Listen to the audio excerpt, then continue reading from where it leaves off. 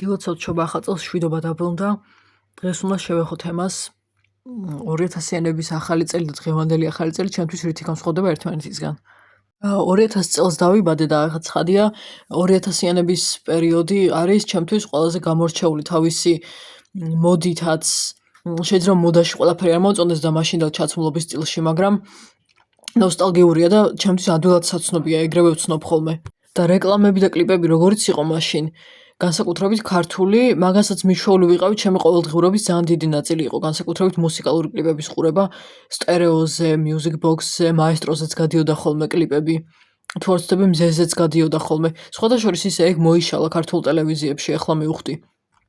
თუ რამდენიმე წელიწადში ერთხელ ვიღაცამ რაღაც ზუსტად ადრინდელებისნაირი არანჟირებით სიმღერა არ ჩაწერა ოდნავ განსხვავებული ტექსტით, მაშინ თან ისიც გარკვეულ არხებზე, რომლებიც მიკერძოებულები არიან კონკრეტული ცნობილი ადამიანების მიმართ. ისე, რა ვიცი, კლიპი რამდენი ხანია არ ყოფილა. ერთ იგივე ხალხს უკეთებენ ხოლმე კლიპის პრემიერას. ხო და მაშინ ძალიან ჩვეულებრივი ამბავი იყო კლიპების გაშვება, მთელი დღე ტრიალებდა ხოლმე და დღეს კი არა და კარგი ხანია ეგ შეიცვალა. 2000-იანების ესთეტიკა, გარკვეულწილად მოდა და ჩაცმულობაც, აქსესუარები, სათამაშოები ხო საერთოდ ჩემი პინტერესტის დაფები რო ნახოთ, რამდენიმე უბრალოდ სავსე მაქვს 2000-იანების სათამაშოებით.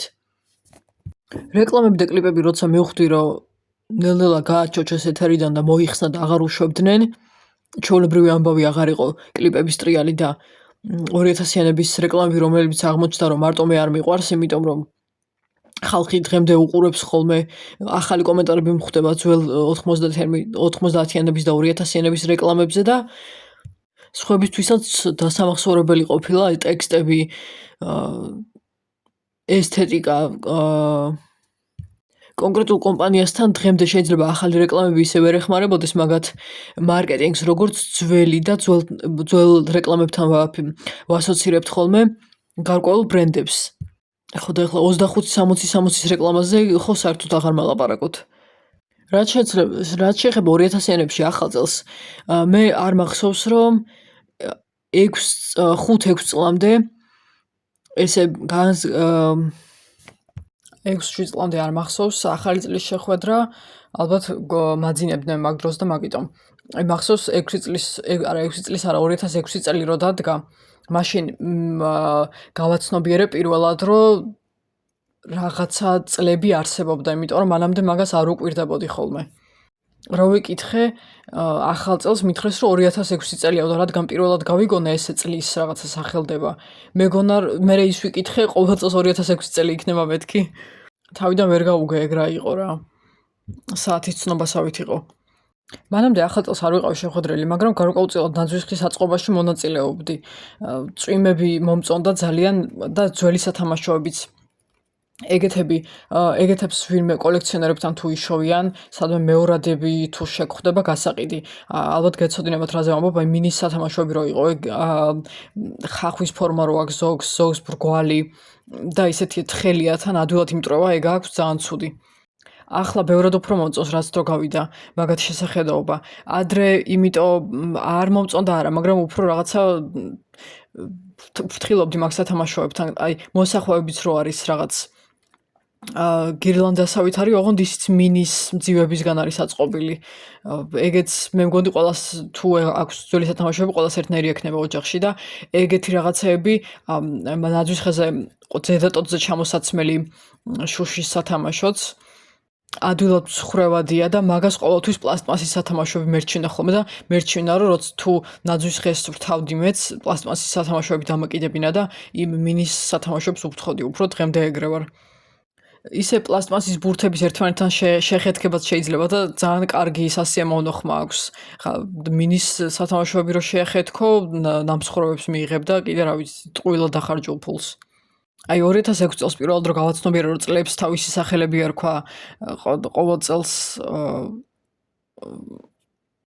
წელს იცვლებოდა რიცხვი, რაღაცა პირველად გავაცნობიერე მაგ მომენტში და იმ წელს მახსოვს განსაკუთრებით ვინც შემოდიოდა ყველას ვაჩვენებდი ნაძვისხეს, იმიტომ რომ თან ხომ მეც მქონდა მაგაში მონაწილეობა მიღებული და ძალიან მიდოდა ნაძვისხე ყველას ენახა. და შეხვედრას რაც შეეხება, შეხვედრით პირველად 7 წლის რო ვიყავი, მაშინ შევხვდი. ეს ახალ წელს შევხვდეთ მაშინ 31 დეკემბერს გავიგე პირველად. მანამდე ეთყობა იმდენად ადრე ვიძინებდი, ოღონდ თან იმასაც ვერ ხვდები, თუ მაძინებდნენ ხოლმე ადრე, როგორ მოხდა, რომ ფეიერვერკების ხმაზე არ მეღვიძებოდა, იმიტომ რომ არასდროს არ მახსოვს ეგეთი შემთხვევა, რომ ახალ წელს რამეს გავეღვიძებინო ახალი წლის შეხვედრის დროს. ხო და ეგ მაგრად გამიკვირდა ეგ რო გავაცნობიერე. ძალიან საინტერესო იყო ჩემთვის, ძალიან შთამბეჭდავად ჩამიჯდა ეგ მოგონება. იმიტომ რომ პირველი იყო ჩემთვის, პირველი ახალი წლის შეხვედრა. რაღაცა ისე აღვიქვი თითქოს სტუმარი მოდიოდა და მეც პატივი მქონდა რომ მეც შევხვედროდი თუ რაღაცა ამდაგვარი. ახლა მე რაც ვარსეობდა, რაც ცოცხალი ვარ, საერთოდ არ მახსოვს ახალ წელს რამდენიმე შემთხვევის გარდა ისიც თოვლჭყაპის, რომ თოვლი მოსულიყო ახალი წლის დღეებში. მაგრამ მაშინ პირველად რო შევხვდი მახსოვს, მე 12 საათს რო გადასცდა და ტკბილეული რო ვჭამეთ და რაღაც, მე აივანზე გავედი და ცოტა გაყინული თოვლი იყო, მახსოვს რომ მაგას ვიღებდი ხელით. ეგეც ცოტა თოვლი რო იყო მოსული, ეგეც რაღაცნაირად ჩაჯდა მაგ შთაბეჭდილებაში. სხვათა შორის ერთი რაც შეიცვალა 2000-იანებსა და დღევანდელ ახალი წლის შეხვედრას შორის, ამ ბოლო დროს ახალი წლის შეხვედრას შორის არის ის, რომ ხალხი რატომღაც ნაძვის ხის ქვეშ აღარდებს საჩუქრებს. ნუ ყველაზე არ ვამბობ, მე პირადი გამოცდილებიდან ვამბობ. რატომღაც ახლა მოდაში შემოვიდა 12 საათს რო გადასცილდება დამალული საჩუქრების გამოტანა და ჩუქება. ხო და ეგრე აშკარად არ მომწონს. მე ტრადიციულად მირჩევნია, რომ გავიღვიძო და დილას დამხვდეს, იმიტომ რომ მაგას რაღაცა სხვა გემო აქვს და სხვა ელფერი აქვს დილას ნაკეიფარი რო გამოდიხარ 1 იანვარს და ნაძვის ხის ქვეშ რო საჩუქრები გვხვდება. რაც პირველად შევხვდი ახალ წელს, მაგის მერე ყოველ წელს რაღაცას ვიღებდი, ნაძვის ხის ქვეშ რაღაც ხდებოდა. და ერთი ახალი წელი განსაკუთრებით სასწაულად მაგრად მახსოვს და მაგრად ჩამიჯდა ძალიან. საუკეთესო ახალი წელი იყო ჩემ ცხოვრებაში და მაგას არ ვიცი რამდენი წელი გავიდა და ვერც ერთი დღესასწაული ვერ შეედრება და ვერც ერთი ახალი წლის შეხვედრა, იმიტომ რომ ჯერ ერთი რა გადაცემებსაც უყურებდი და შუა ქალაქის რა სერიებიც გავიდა მაშინ მაგასთან მაქვს ასოციაცია პირველ რიგში და მე ბებიასთან მივდიოდით ხოლმე ახალი წლის შეხვედრის მერე ეგ ცალკე და კიდევ იმიტომ რომ რაც თოვლის ბაბუას დაუწერა წერილში ზუსტად ის საჩუქარი მივიღე და მართლა სასწაული იყო ზუსტად როგორიც აღწერე ისეთი რაღაც რომ მოგივა და ისეთ საჩუქარს რომ მიიღებ მართლა სხვანაირი შეგრძნებაა ძალიან და დაფასებულად გაგზნობინებს თავს და მაგ საუკეთესო ახალ წელზე სხვა დროს ვილაპარაკებ და პოდკასტში კი არა ვიდეოში ვილაპარაკებ იმიტომ რომ ესე მგონია რომ ვიდეო მოუხდება მაგას და პოდკასტში მთელ ემოციას და გრძნობებს ვერ ჩავატევ რაც იმ ახალი წლის მიმართ მაქვს ერთი რაც მიყვარს მაგას მივხვდი რომ ძალიან მომწონს და ადრე განსაკუთრებით უფრო ისეთი გადიოდა ხოლმე 2000-იანების ხელწერა რო ეტყობოდა ასეთი კლიპები ვით რეკლამები ნაკლები იყო ხოლმე საქართველოს ბანკს ჰქონდა და ნუ ეგ საქართველოს ბანკის საახალწლო რეკლამა ყველას გვახსოვს ეს ნარინჯისფერი სანტა და ფიფქია და ასე შემდეგ მაგრამ სხვა კომპანიებს ჰქონდათ ისეთი სიბრტყეზე რაღაცნაირად ილუსტრაციები და გაფორმებული ლოგოები და აი ესეთი რაღაცები აი მიუხედავად იმისა რომ ტელევიზიამ რაღაცნაირად წამიშალა ეს ისა შეგრძნებები და არც ერთი სატელევიზიო არხის დანახვა აღარ შემიძლია უკვე და რაღაცნაირად ტელევიზორი ამოვარდა ჩემი ყოველდღიურობიდან თუ ჩართულია აუცილებლად უყურებ ხოლმე ახალ წელს როგორ გაფორმებული აქვს თვითონ ლოგო არხის იმიტომ რომ ეს გაფორმებული ლოგოს დანახვა ძალიან მსიამოვნებს და ძალიან მომწონს და ეგ მომწონდა ხოლმე ადრეც როცა რეკლამები გადიოდა და უფრო ისეთი მარტივი რაღაცა ილუსტრაცია და დათოვლილი ლოგო და სიბრტყე რაღაცა PNG ან რაღაცნაირად დიზაინის მხრივ გაფორმებული რეკლამები უფრო იყო და კლიპი რეკლამები ნაკლებად და ახლა უფრო რაღაცა სტორითელინგზე არიან გადასულები და თითქოს პატარა მოკლემეტრაჟიანი ფილმებივით არის ხოლმე თუ საახალწლო რეკლამას უშვებენ, რაც იმას ნიშნავს, ნუ დრო შეიცვალა და რეკლამის ინდუსტრიაში ეტყობა სხვანაირად უყურებენ მაგ საკითხს და მაგიტომ, მაგრამ ვატყობ ხოლმე, რომ როგორც კლიპები მენატრება ძველი, ისევე მენატრება ხოლმე ძველი რეკლამები, ჩვეულებრივი და საახალწლო რეკლამებიც. ეგ და ნუ შუა ქალაქში რო გადიოდა მაშინ, ვინც უყურებდით იმათ მე მგონი ზედმეტი თქმა აღარ სჭირდებათ რა ასოციაციებიც უკავშირდება მაგ სერიალს და განსაკუთრებით დღესასწაულზე მაგის ყურებას. მე მაგალითად წელს ავდექი და რომელი სერიებიც ყველაზე მეტად მიყვარს განსაკუთრებით აი მინდა რომ ახალ წელს რაც შუა ქალაქში აღარ გადის ეთერში, ახალ წელს მინდა რომ საახალწლო სერიები ემთხვეოდეს ხოლმე და ამიტომ განმეორებით ჯერ მაგას ვთავ და მე ნუ რომელ სეზონსაც მინდა იმას უყურებ ხოლმე და წელს ეგრე გავაკეთე თითქმის ზუსტად იგივენაირად არა, მაგრამ თითქმის ის შეგრძნებები გააღვიძა როგორც ადრე, როცა მართლა ახალ წელს გადიოდა ხოლმე ახალი გადაღებული სერიები და ძალიან მაგარი იყო, ძალიან კარგად ჩამიჯდება, კარგად დამახსოვრდება ეს 2026 წლის ახალი წელიც მაგის გამო.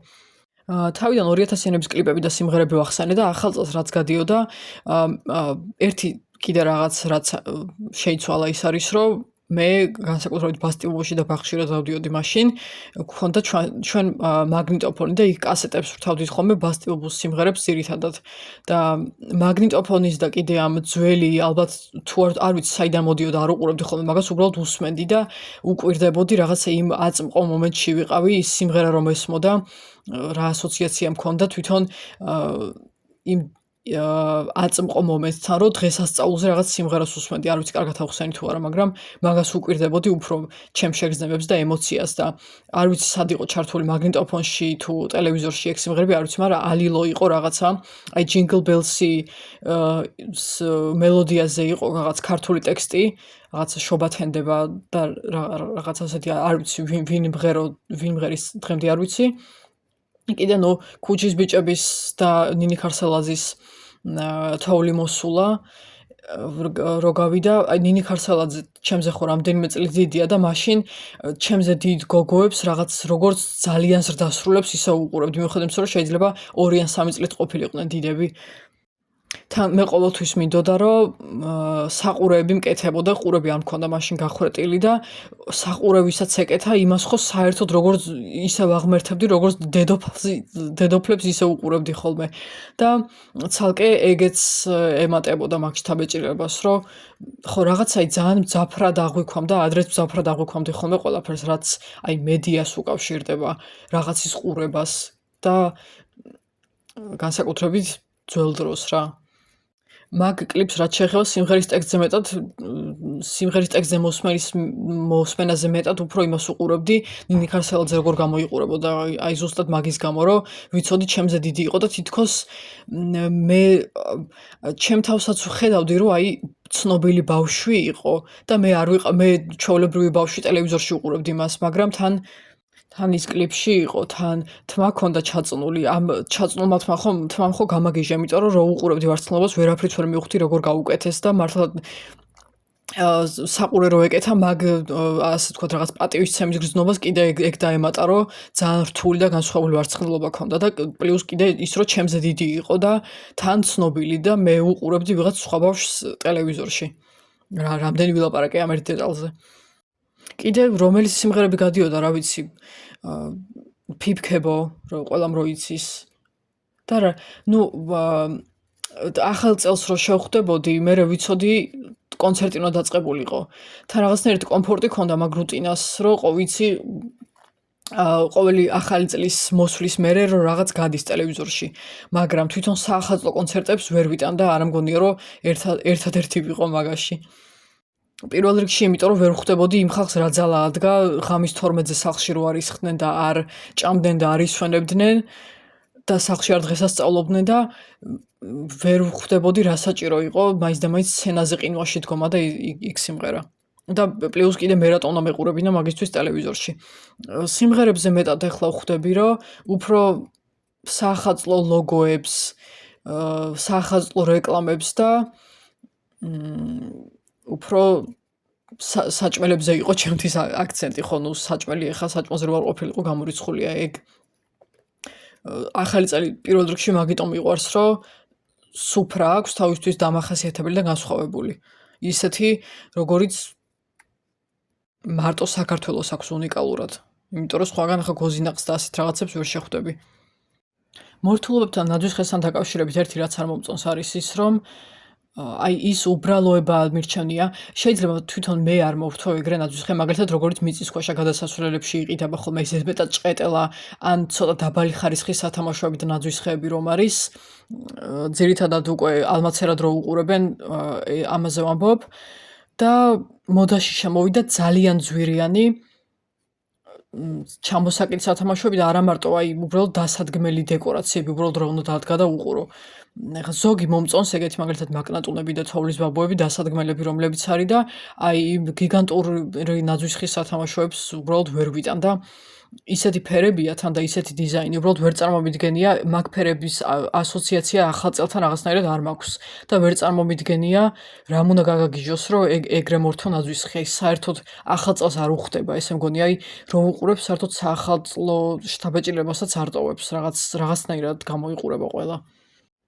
წელს მომიწია მაგ სათამაშოებს ნახვა, ნუ ამბოლ დროს სულ ნახულობ, განსაკუთრებით ნაძვის ხის სათამაშოები არის ხოლმე ისეთი ჩამოსაკიდი, რომლებიც საერთოდ არ არის საახალწლო და საერთოდ სხვა ნივთებია, ყავის ჭიქა, დონატი, ფლამინგო, აი ესეთი რაღაცეები და რაც ახალ წელს არ უკავშირდება, მაინც და მაინც იმის ნაძვის ხეზე წარმოდგენა არ მიყვარს და არც ვიყიდდი ეგეთს მაგალითად.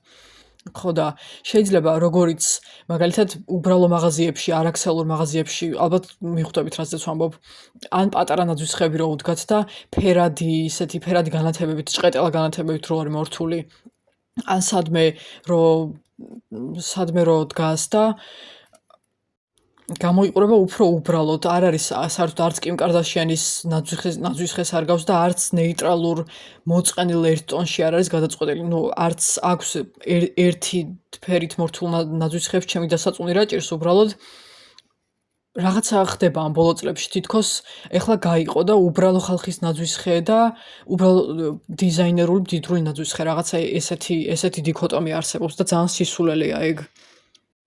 სახალხო ჩვეულებრივი ადამიანების დღესასწაული ატრიბუტებიც თუ მაგაში მოექცეოდა, რომ ვიღაცამ თავის სტატუსს გაუსვას ხაზი და ფულს, რა ვიცი, ვერ წარმოვიდგენდი.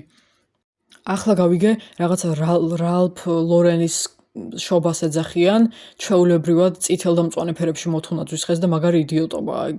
ეგეც ჩვეულებრივად კლასის და სტატუსის ხაზგასმაა და მილიონერობის რატო სჭირდება ნაძვის ხეს ის რაც ყველა სახლში დგას და ყველა ადამიანს შეიძლება რომ სახლში ედგას და ყველა ადამიანი რთავს და საყოველთაოა, რასში სჭირდება დიზაინერის სახელების დარქმევა და ოქრო ვერცხლის და პლატინის სათამაშოები.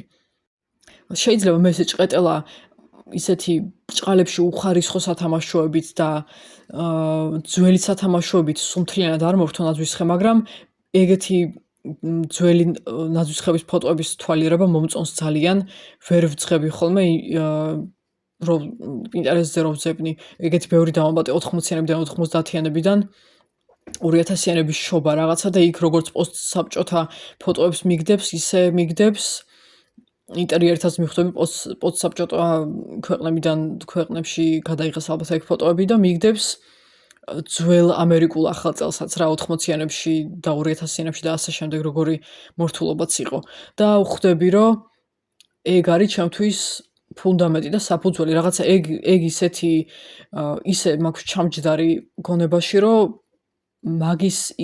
მაგისგან ზედმეტად განსხვავებული მაინც და მაინც არაფერი არ მომწონს.